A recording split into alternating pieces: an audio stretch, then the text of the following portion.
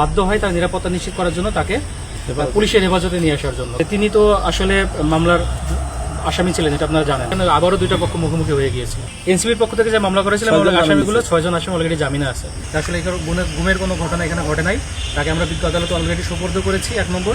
2 নম্বর হচ্ছে, যেহেতু এখানে একটি উত্তেজনা সেদিন থেকেই এখন পর্যন্ত আছে, আমরা তাকে আমাদের থানা পুলিশের পক্ষ থেকে কয়েকবার অনুরোধ করা হয়েছিল, দয়া করে আপনি আজকে আসবেন না, আসলে এখানে আবারও একটা অপ্রীতিকর পরিস্থিতি তৈরি হবে।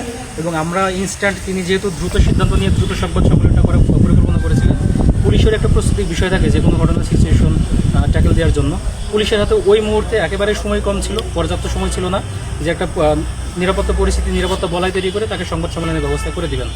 এই জন্য তাকে থানা পুলিশের পক্ষ থেকে ইভেন আমাদের ওসি সাহেব তার সাথে কয়েকবার যোগাযোগ করে অনুরোধ করেছিল, অন্তত আপনি এখন করেন না, আপনি যদি সংবাদ সম্মেলন করতেই হয় একটু সময় দিয়ে করেন, পুলিশ যাতে একটু পর্যাপ্ত সময় নিতে পারে এবং ব্যবস্থা নেওয়ার জন্য, তার নিরাপত্তার ব্যবস্থা নেওয়ার জন্য। তো দুঃখজনকভাবে তিনি আমাদের থানা পুলিশের রিকোয়েস্টে রাখেন। তিনি ওই সময়ে সংবাদ সম্মেলন করার জন্য সেখানে উপস্থিত হন এবং এই প্রেক্ষিতে সেখানে আবারও একটা অপ্রীতিকর পরিস্থিতি, কারণ দুই পক্ষেরই আবারও বিপদমান দুটো পক্ষ আবারও মুখোমুখি হয়ে যায়। তো সেখানে আসলে পুলিশ একরকম বলা যায় বাধ্য হয় তার নিরাপত্তা নিশ্চিত করার জন্য তাকে পুলিশের হেফাজতে নিয়ে আসার জন্য। কারণ সে মামলার আসামি হোক বা মামলার বাদী হোক, সেটা বড় বিষয় না। বড় বিষয় হচ্ছে সে একজন রাষ্ট্রের নাগরিক, তার নিরাপত্তা নিশ্চিত করা পুলিশের দায়িত্ব। তো পুলিশ এই জন্য তাকে জাস্ট তার নিরাপত্তা রক্ষার জন্যই, তার জানমালের নিরাপত্তা রক্ষার জন্যই পুলিশ প্রথমে তাকে হেফাজতে নিয়ে আসে।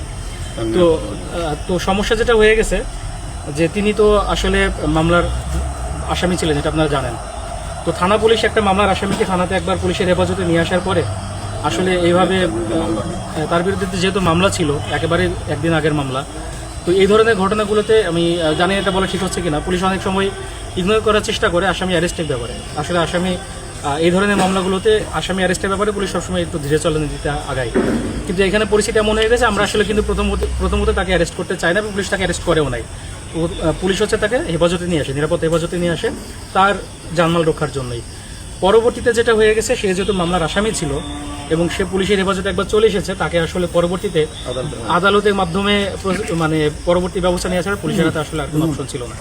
পুলিশ বলা যায় একরকম বাধ্য হয়ে পরবর্তীতে তাকে বিজ্ঞ আদালতে সোপর্দ করে। পরবর্তীতে বিজ্ঞ আদালত পর্যালোচনা পূর্বক বাদী বিবাদী পক্ষ কথা শুনে তাকে জেলা জজে প্রেরণ করেছে। যেহেতু এখানে সংবাদ সম্মেলন, যেহেতু এটার তিনি একেবারে সংক্ষিপ্ত সময়ের ব্যবধানে আমাদেরকে সময়ও দেন না আমাদেরকে পর্যাপ্ত প্রস্তুতি নেওয়ার। আর দ্বিতীয়ত এখানে আবারও দুইটা পক্ষ মুখোমুখি হয়ে গিয়েছিল এবং দুই পক্ষে অনেক মানুষজন জড়ো হয়ে গেছিল এখানে, আপনারা সবাই জানেন। তো আসলে বেসিক্যালি তার নিরাপত্তা রক্ষার জন্য আমাদের এটা করতে আমরা বাধ্য হয়েছিলাম। এনসিপির পক্ষ থেকে যে মামলা করেছিলাম, আসামিগুলো 6 জন আসামি অলরেডি জামিনে আছে। তো ইভেন আমাদের পক্ষ থেকে তারেক রেজা সাহেবকে অনুরোধ করা হয়েছিল যে আপনি দয়া করে জামিন নিয়ে আসেন। ওনাদের পক্ষে একজন জামিন নিয়েছে।